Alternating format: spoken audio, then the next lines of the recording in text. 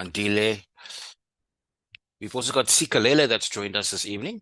Sikalele, welcome very much to the session. Who else is here? That's I see Edwina, welcome very much. Edwina is the head of the faculty officers, and let me just before we get it going, let me just like to welcome everybody from Stellenbosch Business School on the call this evening. First of all, I would like to welcome Dr Mosili Lepheana. She is the head of the Postgraduate Diploma in Financial Planning. Sarah Shaw, who's our alumnus, who's going to be speaking about her journey. Tafir Israel, as well as Edwina Sonnenberg from our Student Administration. Molani Koopman from our Program Administration. Cheryl Kunrad, who's joining myself from the Marketing Department, as well as Nomfundo Ndlangisa, who's the head of the Marketing Department. So thank you, everybody, once again for joining us this evening. We do not have a lot of participants on the call tonight, so so we'll do this to the best of our abilities and trying to get in everything as we can. And once this journey is complete, or this evening is complete, you'll have my details as well for follow-up consultation. So this is the virtual open day for the Postgrad Diploma in Financial Planning. And once again, thank you very much. So for those of you that are thinking, okay, what is it that I'm going to experience when I come to Stellenbosch Business School? Of course, you're here for, to enroll for a degree and for a postgraduate degree, but you're also here for a transformative experience. And to get that transformative experience, what's all we incorporate you within our values, which is excellence in what we do, equity, for fairness, respect to each and every person and each and every student, value creation, and we say we create a better world. We also mean molding you into a responsible leader, and accountability, where we are answerable for our actions, and compassion. That's for all our stakeholders, that walk through the, our buildings and so on. So just a bird's eye view of our academic leadership. The business school is under the guidance of Prof. Chris van der Werven, who's our senior director. And as you can see, we've got our head of the various programs in the slide. That is not our entire faculty, but as you can see, we've got our head of our MBA, we've got a head of our PhD, and most importantly, on the school, we've got our head of financial planning, Dr. Mosili, there as well. So what sets us apart, and it's all about the one thing that we like to pride ourselves in, we hold it quite close to our hearts, is that we were the first in Africa to hold all three major international accreditations, which is the AACSB, the EQUIS, and AMBER. And only 1% of business schools worldwide have this, carry these three accreditations. And I mean, 1%, that's literally a handful. And seeing that we've been around since 1964, just a couple of years ago, we celebrated our 60th anniversary. It also just means about the longevity of the business school. Thank you. So for those of you, I know that the one participant right here said he's in Centurion. So we are located in Cape Town, but we are not located in Stellenbosch. We are smack bang in the middle between Cape Town CBD as well as Stellenbosch, with facilities close to the airport. It's what we call the Tiger Valley Bellville precinct, where we are situated. Just a little bit more about the business school. We've got over 35,000 alumni. We've got partner universities, which exceeds 15. We've got 6 research centers, 34 core faculty, and when we publish quite a bit of journal articles, as the years go by.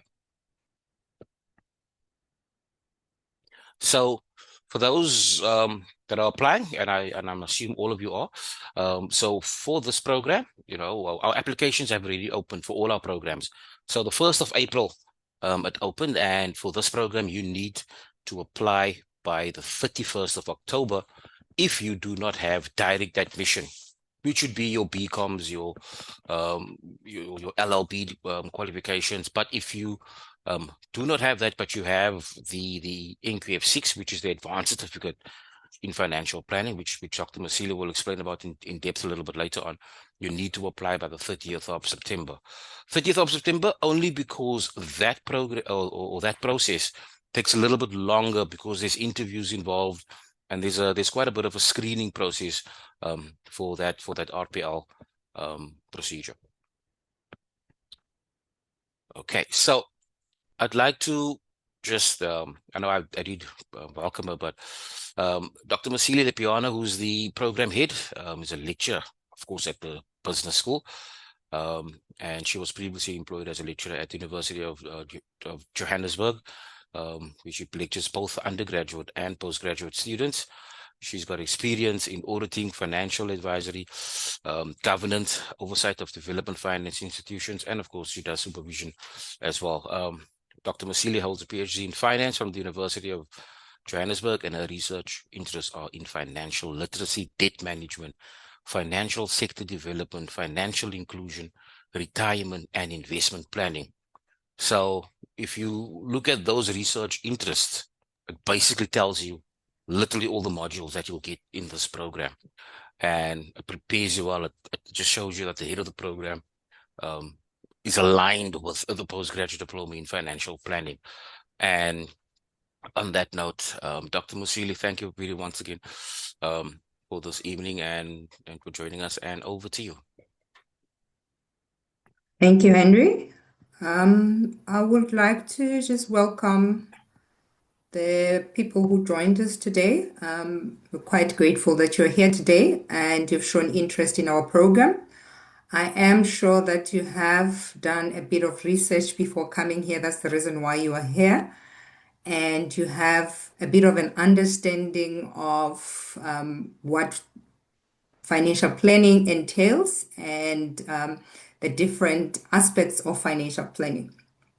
So I'll just go through what our program entails and why you should choose our program out of all the other financial planning postgraduate diplomas or honors programs that are available in South Africa, and why you'll have a great experience within that period that you are here with us. Okay. All right, so this is what we'll go through. We'll go through an overview of our program and why this program. We'll go through the program leadership. We'll go through the structure of our program and what you leave the program with when you are done within that period, who should apply for a program, the admission requirements, and how the program is delivered, the delivery mode. And then I'll take it back to Henry so that he can go through why you have to choose Stellenbosch Business School out of other universities and the next step after this. All right. So just an overview of the program. The program is a one-year program. It's quite intense. It's quite hectic year. We go through all the modules that we have. So I normally advise the students who enroll on the program at the beginning of the year to ensure that they have proper support at work and at home, and to just tell yourself that you're going to focus on this particular program for this year so that you know you're done in 1 year. It is quite hectic. The time it's short and everything goes all quite quickly. So in no time, you're almost at the end. So you have to make sure that from the first session that you attend, you're already working hard. That's why we have different types of assessment, even the assessment that tries to force you to study before the sessions. We'll talk a bit about that just now. And I think it's important to highlight that the program is an NQF level 8, which is equivalent to an honors program. And once you're done, then it opens other doors for you. So this is not the end. You can actually continue after that. We do deliver the program in a blended format, which means you can attend on campus or you can decide to join online. We'll also expand a bit on that. Our program is recognized or approved by the Financial Planning Institute of Southern Africa. What do we mean by that? We mean they do an audit on a 3-year basic break. They check that our content in the program is aligned to their principles so that when you are done with your program, you are able to also enroll further with the FPI. And you can sit in for assessment to become a certified financial planner. So, because also we have to, it's sort of like a regulatory measures to ensure that all the programs that are approved by the FPI, they do provide a content or a certain quality of content, so that we do train people who later on become financial planners that are professional and are well qualified to do that type of job. Okay. All right, so why this program? Why our program out of all other programs? Like I said, because we are recognized by the FPI, immediately when you are done with the program, you do qualify to register with the financial planning capstone course. It did change in the past. You used to sit for board exams only once you're done. But from, I think it's last year or last of last year, it's a recent change. They did change the way they assess their candidates. So you'll go through the capstone course, you'll attend sessions that are offered by the Financial Planning Institute, and then at the end, you'll sit and write a case study, and then you submit the case study. So the nice thing about the students that leave our program, they are quite equipped to sit for the FPI assessments, and they have done quite well in the past. We normally have students in the top 5. We have had them for all the sittings of the assessment. So they are doing quite well. Even now, we just received an email from one of our last year students thanking us that through the hard work and the process and the lecturers that guide them through the year, she was able to pass well with the capstone course, and most of them did well. So after you're done with our program, you're ready to embark into your CFP journey. Secondly, it improves the credibility and the client that you'll have with your the trust that you'll have with your client. So one of the most important thing about the financial planning industry is the relationship you have with your clients. If clients do not trust you or do not trust your ability, then you'll struggle. So once you're done with the program, it somehow improves your profile.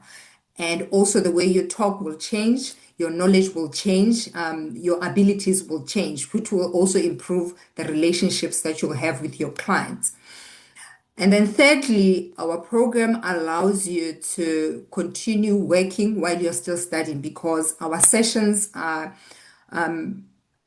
done in the evening, so they do not interfere with your work during the day. The only time where you'll have to take a day aside is when you have assessment, which you'll plan ahead, you'll get the dates, and it takes us also back to that point that I raised, that you also need support from your employer. So if they know that you're studying, it's easier to say to them, on this particular day, I'll be writing an assessment, and then I need study leave for that particular day, or maybe 2 days before that to study. But in general, our program allows people to continue working while they study, and 90% of our students are actually working.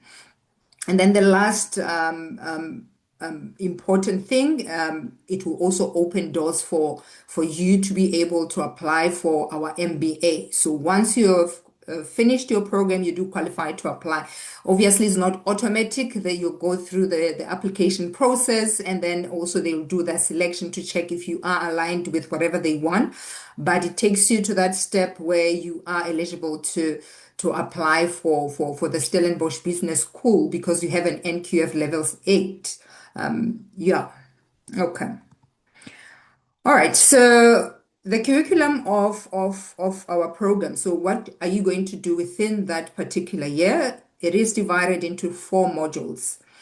And each of these modules, it has about 3, 4 modules within each of them.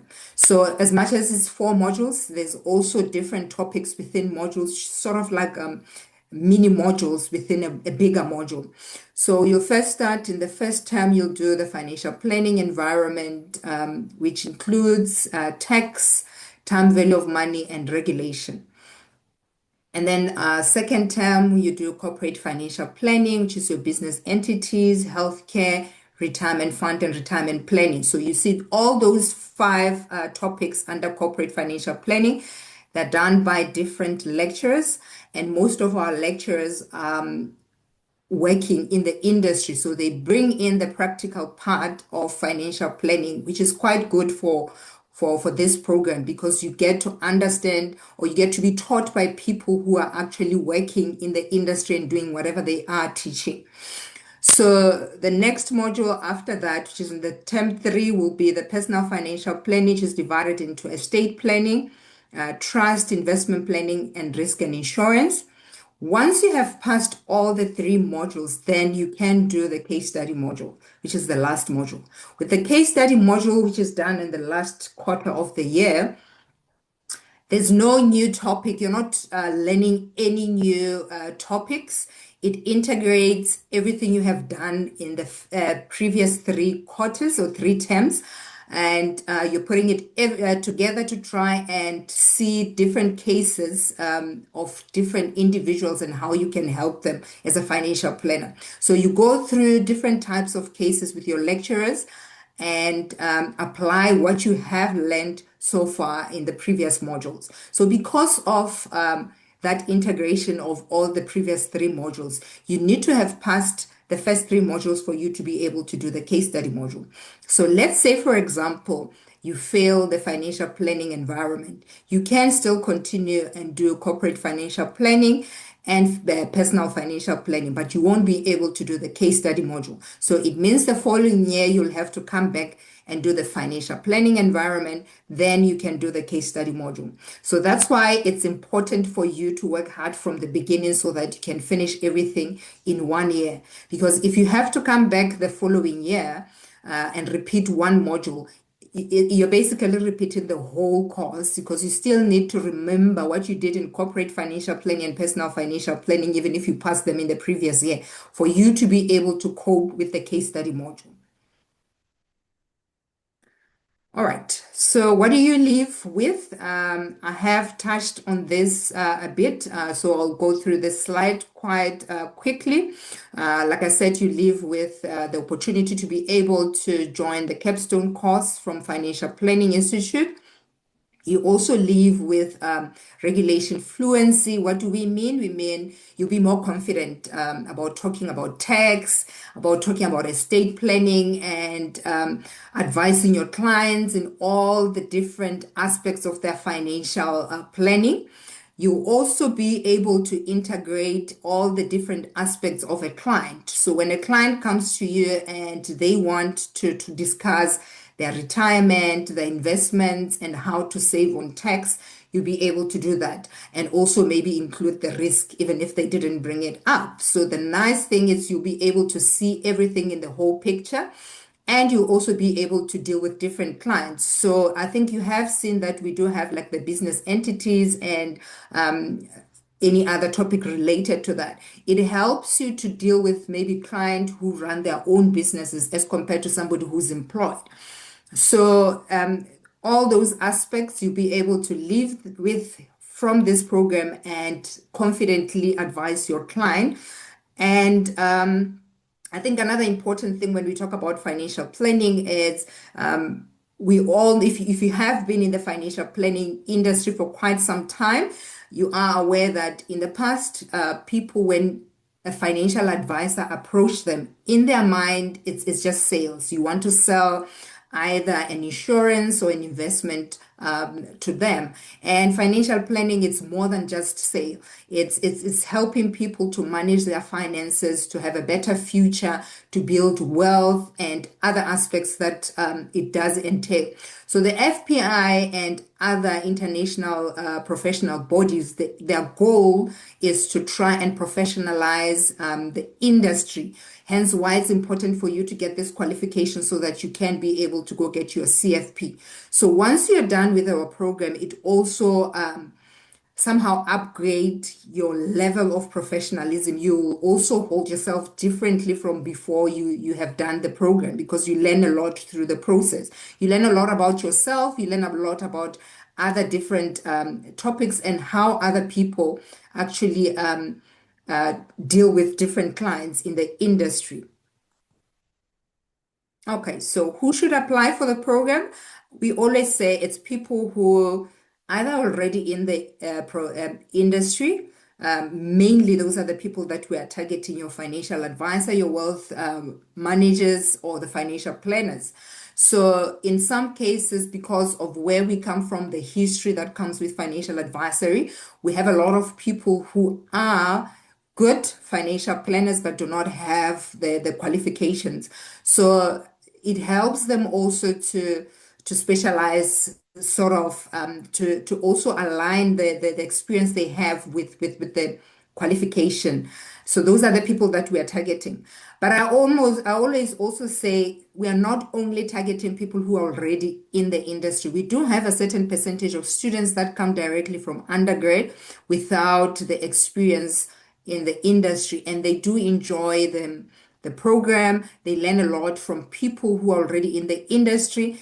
And because also of our relationships with companies and yeah, the companies that are in the financial sector, some of them, by the time they finish the program, they're already employed through the certain processes. They get jobs while they're still studying.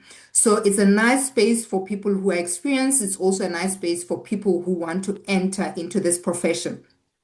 What we have also added in from last year is an AI app, which also it gives both people who are experienced and people who are not experienced a chance to just sit down and see if you have been doing your work properly, the relationship with the client. You get to see if maybe, let's say, for example, you talk too much, you don't give your clients a chance to also communicate the information. If you're always stopping them when they're trying to explain, or all those bad habits that sometimes we get used to when we have been in the industry for a very long time. So that AI app, it helps people who are in the industry to improve their skills, to improve their communication skills, and to also improve the relationship they have with their clients. And then secondly, it helps the people without the experience to also get to experience how it feels like to sit with a client and advise somebody, and to learn how to try and get proper information from different people, because we meet different clients. So that also has added a cherry on top into our program. And yeah, so we have been exploring that also. So those are the people that we would advise to apply to the program. We do get people sometimes who don't understand the financial planning properly. They just had the word financial and they wanted to apply for the program. But I think it works better for people who are in the industry already and they have a background and understanding of what the program entails. Okay, the admission requirements, we have a regular entry where you need to have a relevant bachelor's degree. What do we mean by a relevant bachelor's degree? It's your general BCom or a specialized BCom, an LLB, business science. It can be business science in finance, business science in any other specification, as long as you have those particular qualifications that are relevant to the program, then you get through the regular entry. Then, like Henry has touched a bit on this other entries, the RPL entry, which is the prior learning. So if you do not have an NQF level 7, but you have been in the industry for a couple of years and you have a certified financial planning, advanced certified financial planning certificate, which is an NQF level 6, I think what I need to highlight here also is it has to be from a university or institution that is recognized by the FPI.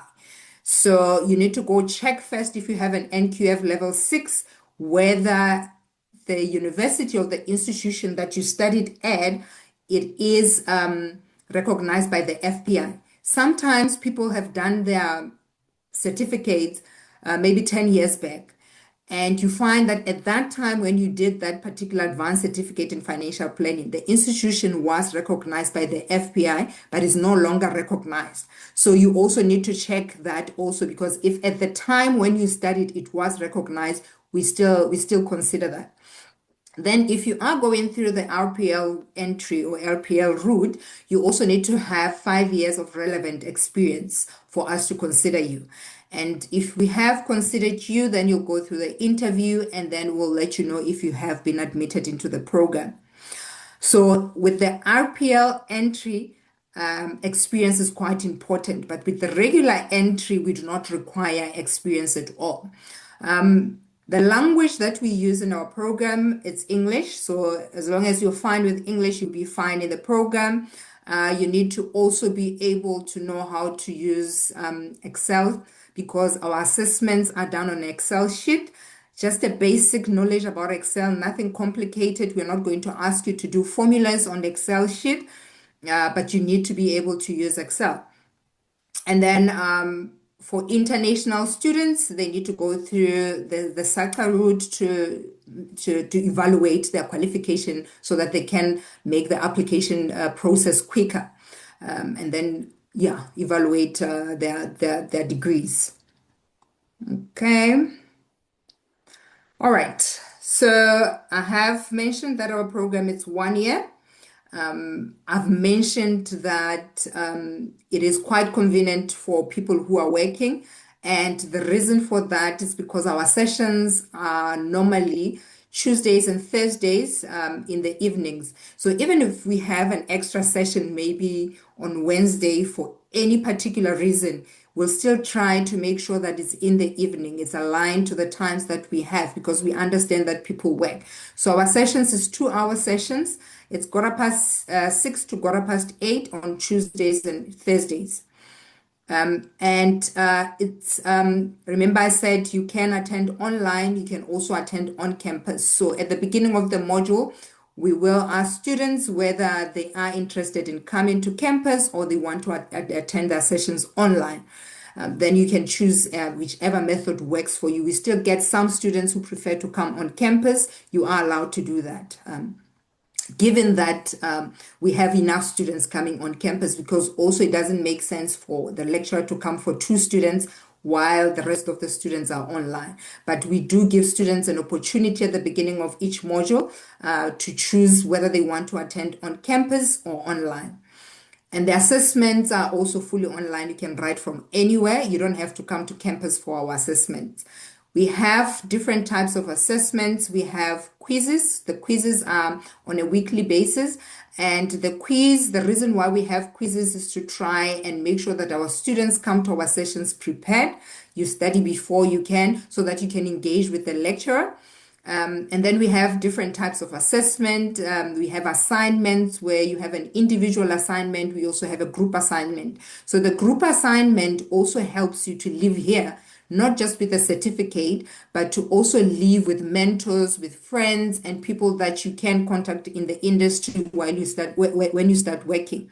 So it helps you to interact with different people. We try to change our groups for each module so that you don't work with the same people throughout the year.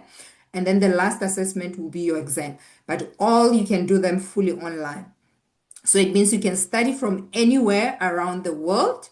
As long as you have proper internet, you can come to campus even for your assessment. You can book a venue if you are worried that where you stay, the internet is not stable.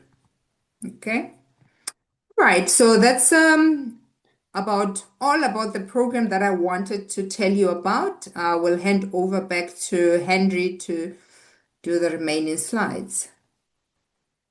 No, thanks again, Dr. Mosili, for that information.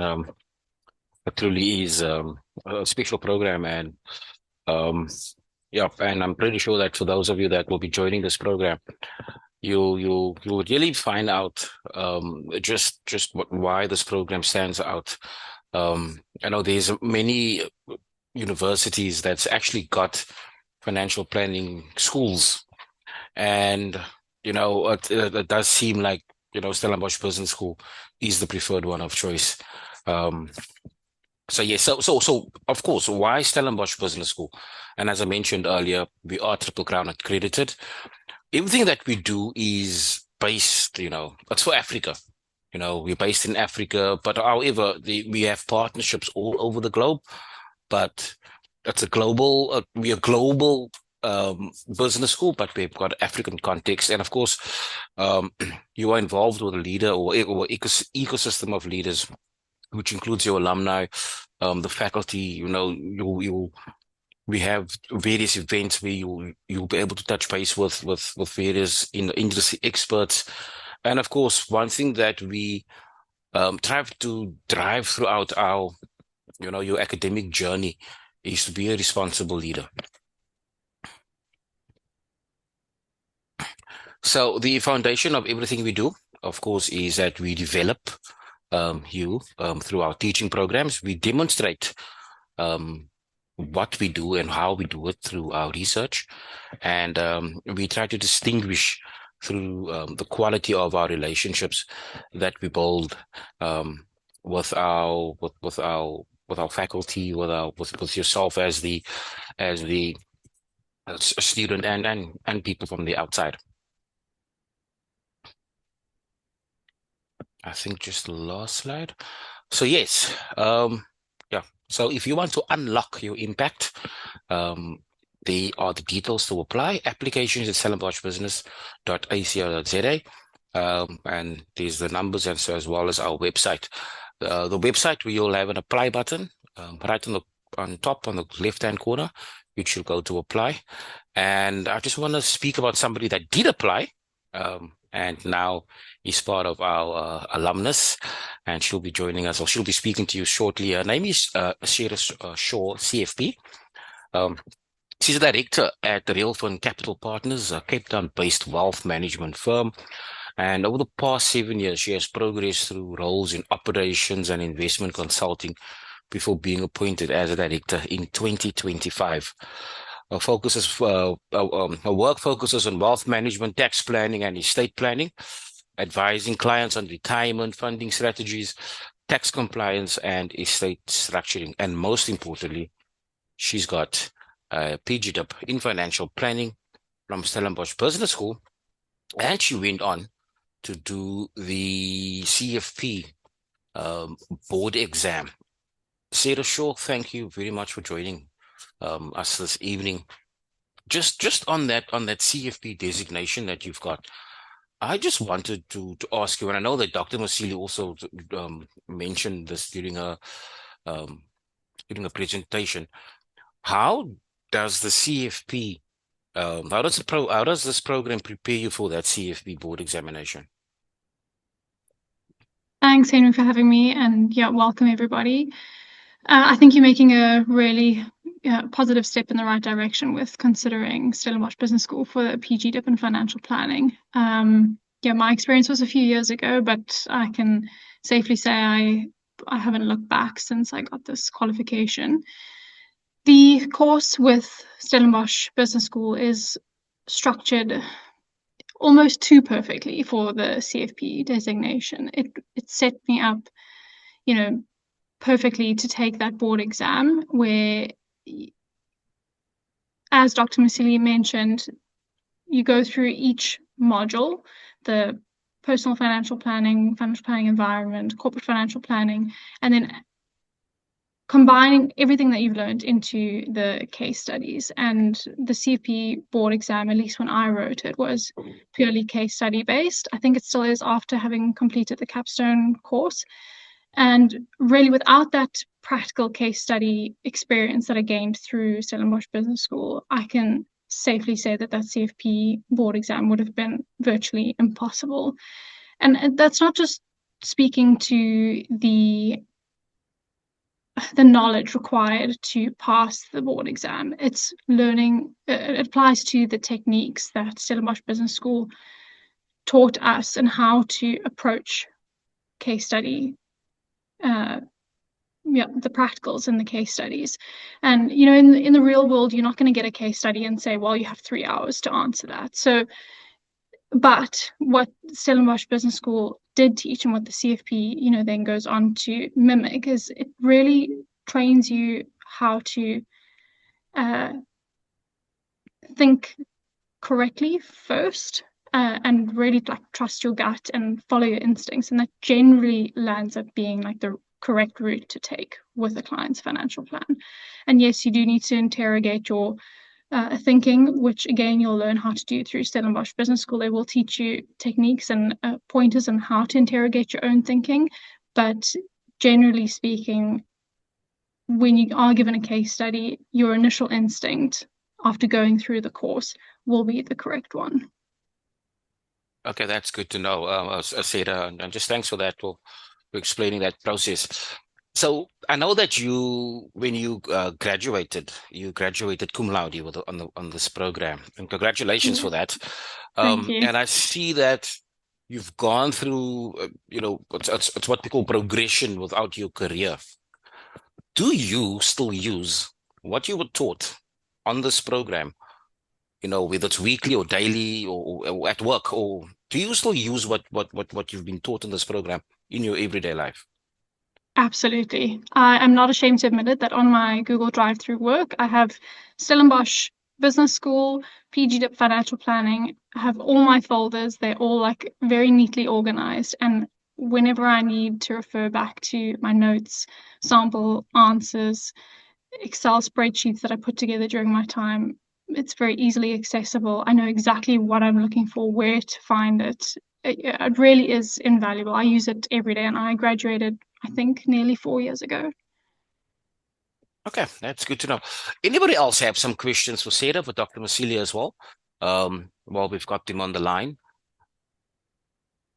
you can leave your question in the chat if you don't want to speak, but yeah.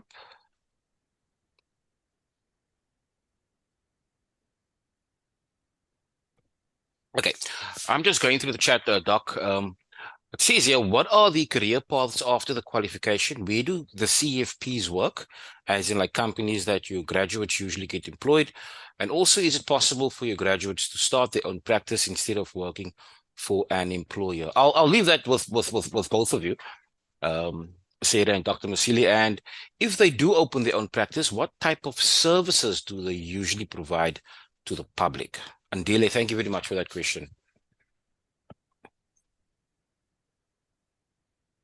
Dr. Mosili, would you like me to take some of this first? Yes, you can take some, and then I'll just add to that. Okay. From my experience, so I am a director of a small private wealth company, but my specialization is on the financial planning side of things. From receiving this qualification, I'm sure you can go down the paraplanning route, financial advisory. It doesn't have to specifically be financial CFP, financial planning itself. A lot of CFPs also go on to obtain their tax practitioner status through SARS and doing the SARS readiness program, which you can then be qualified as a tax practitioner. That's another route. I think you can also go on to risk management as well, although I think FPI also has a separate designation for risk management side of things. But a lot of people in industry with CFP land up doing something that is, a little bit removed from financial planning, going into private equity or to pure asset management, starting your own company. And yes, you can definitely start your own practice, but with financial services, it is quite a heavily regulated industry. So you need to make sure that you meet all those other requirements. Do you have the requirements to be what they call a key individual to start your own practice? And that comes with a whole other list of requirements as the FSCA will put out.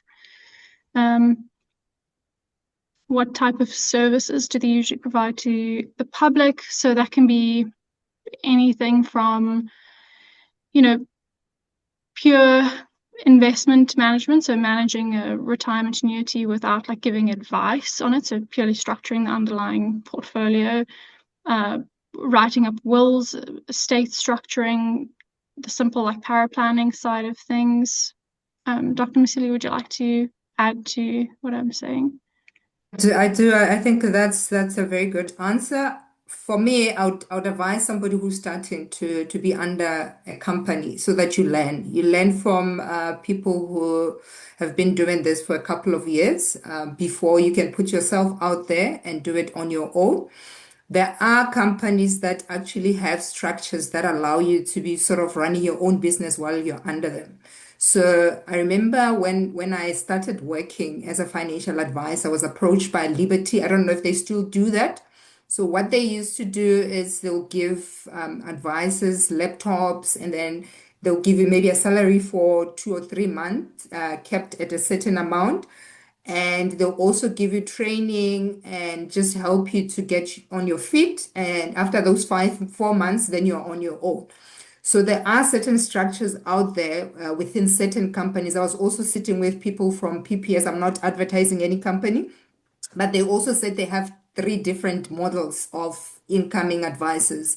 So you can either work as like an entrepreneur on your own, or you can work for them and work on a particular product only. So you need to find those different models that are out there if you're not ready to be on your own. But yes, I think the financial planning industry also does allow people a lot to actually open their own practices. And I think I like also what Sarah mentioned. It's quite regulated. You don't want to run into opening your own practice when you're not ready, when you're not sure about all the other regulations, and then you end up being debarred, or your practice, your um, what is this? Not the qualification, your certificate or something. It's taken away from it. So you can't practice anymore after that. So you need to be sure that you are ready to stand on your own. Hence why I say at the beginning, I would advise somebody to be under established company so that you can learn from someone before you decide to go on your own. Thank you for that. Dr. Mosili, I know Sheila touched it as well in terms of regulations. So, Mhm. and it's always changing. Mhm. How, with this program, how much do we adapt to those regulations that we are always a step ahead, just in case, Mhm. something new comes, then we on it. Okay, so if you remember, I also mentioned that our lectures, most of them are in the industry. So that is a plus because they are aware of any change in regulation as quickly as possible. So by the time they come and teach on the module, they just upgrade on their slides, on the information that they share with the students. Secondly, also, we have, like, for example, on retirement funds, we normally invite your regulators, we'll invite people from the FSCA to come and talk with the students on any changes in retirement fund regulation. We'll invite people from the adjudicator. So we are trying by all means to ensure that we are connected with the industry. We are also connected with the regulators to ensure that all the regulations that change on an annual basis, we are aware of them, and we upgrade our content to ensure that we are aligned with the changes in the industry. And it applies also to people who are already working. It's a changing an environment that you need to make sure that if you are in the industry, you need to be aware of all the changes that are happening on a regular basis so that you are updated. For example, tax changes every year. The tax tables changes every year. So that's why we can't use the slides that we used last year. It has to be updated on a regular basis and with the new regulation. Okay, thank you very much for that. Just going back to the chat, Robin says, "Hi, ladies and gents. I'm working in risk control, security and loss prevention, and currently a project manager. What can be your advice?" Robin, I think maybe you should maybe just elaborate a little bit more. Are you trying to get into the financial planning sector? Um, are you leaning more towards risk control? Yeah, maybe just refine that a little bit more for us. You say also said that you are currently a project manager. If you're maybe looking at project management, yeah, maybe we can then touch base because we also have other programs within project management, and we'll also have a virtual open day in project management coming on, I think the 19th of August as well. But if you can maybe just elaborate on what you're meaning. Um, Is acceptance to this program quite competitive, and what are your chances of getting rejected? I think that's quite an important question because you don't want to lose on your application fee. You just don't know. You want to make sure that when you submit, you're gonna get in. Any advice on that, Dr. Mosili? Unfortunately, I can't guarantee that when you apply, you're going to get in. So there's a lot of things that we check. My advice is to make sure that you meet the requirements before you apply. It increases your chances of being accepted into the program. Obviously, also we cannot take 200 students because of capacity and the ratio of lectures to students. We need to ensure that we give our students all the attention they need and everything still runs smoothly in the program. So those are some of the things that limit, even if you qualify, if we have reached the numbers that we want, you can still not make it. So it's important to apply on time, one, and also it's important to ensure that you check the admission requirements and make sure that you do meet the requirements before you can decide to apply. Yes, I agree. For example, and when doc means numbers, we do get big numbers for this program. So, yeah, it's unfair if we cannot handle a class, So that is why we restrict numbers. In terms of the admission requirements, just check. That's quite simple. If you've got a degree, no work experience allowed. Or not allowed, but it's not a yeah, set in stone, as in if you are RPL, there is lots of work experience required. So have a look at those things such as your BComs, your bachelor's. We're looking for finance somewhere, finance modules that you've done. Um, Doc, I think advanced diploma in management has got business finance. Got this qualification today from somebody, and that's an NQF level 7. So I think Mm, that would work because of the mm, business finance. So yeah, so mm, so have a look at those things, guys, and make sure that there's financial modules in order for you. Otherwise, you're not gonna, you might cope, but yeah, it's not gonna be to your benefit. Yes, classes are compulsory. Nothing is recorded, mm. so please do not. Yeah, if you join, try not to try to be compulsory at all times. What are the course fees? Are now the any bursaries for this qualification? Until unfortunately, no bursaries, but the course fees. What I'll do is I'll just pop through uh the the course what do you call it, the website page for this course into the chat, and you can just and then you can find all the other information on there as well. Are high school marks needed on the CV? I don't think so. Um, do you include a photo of yourself in the CV? It's up to you. Yeah. Um, I am wanting to do my RE5 next year. When should you suggest the least busy part of the year for me to start studying and write the RE5 exam? Doc, I think that's out of my scope. I'll leave that to you. I don't know. I just wrote it when it was convenient for me. I don't know if Sarah has a better advice on that one. It's not a requirement for our program. It's something that it is needed for financial planning. It's good to have. I don't know when is the convenient time to write. I wouldn't be able to advise you on that one. I think it's so personal, because, from my experience, I found module one to be the easiest. I think it's designed to be that way, but I think it really does depend on your experience beforehand going into the course and what prior knowledge you're coming in with as to which areas you're going to struggle with the most.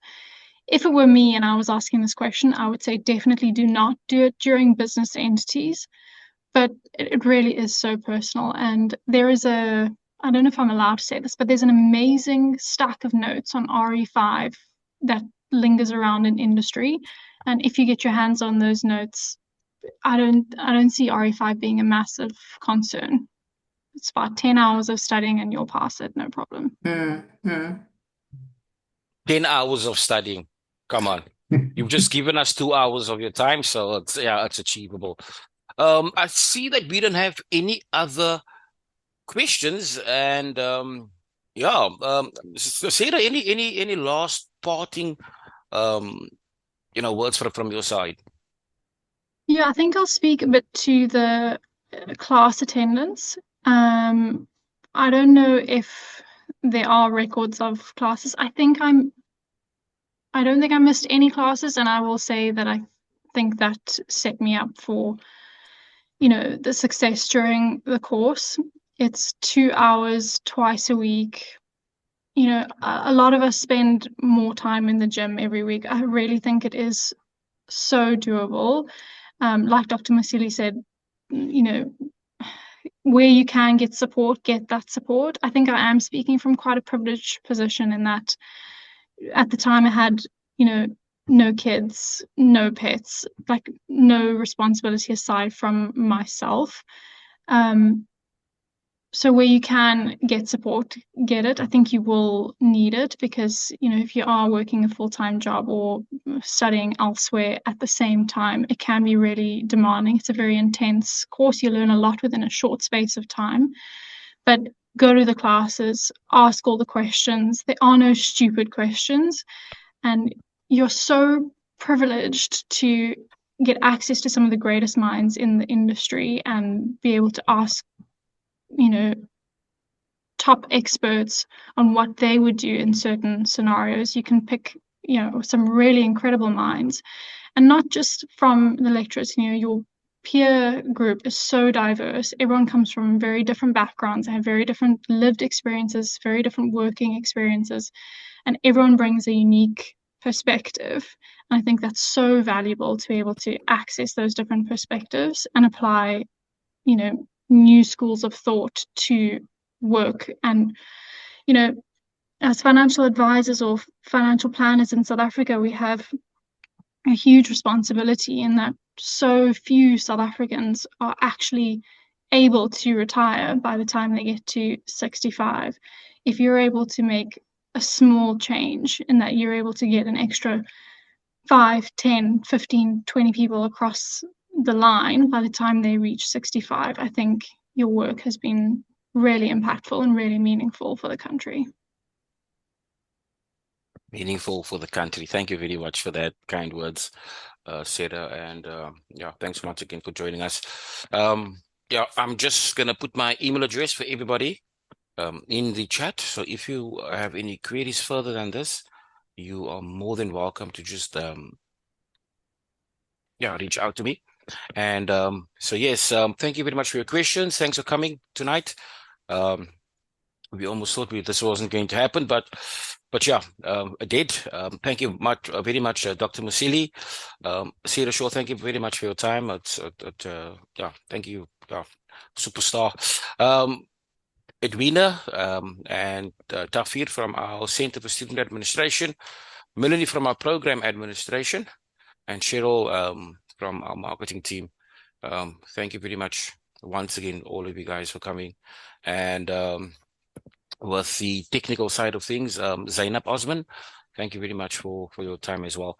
And if that is it, thank you very much once again, everybody, for coming, and have a good evening further. Thanks so much, you. Mary. Thanks, Dr. Mosili. Cheers, everybody. Thanks, everyone. Bye. Bye. Thanks, everyone.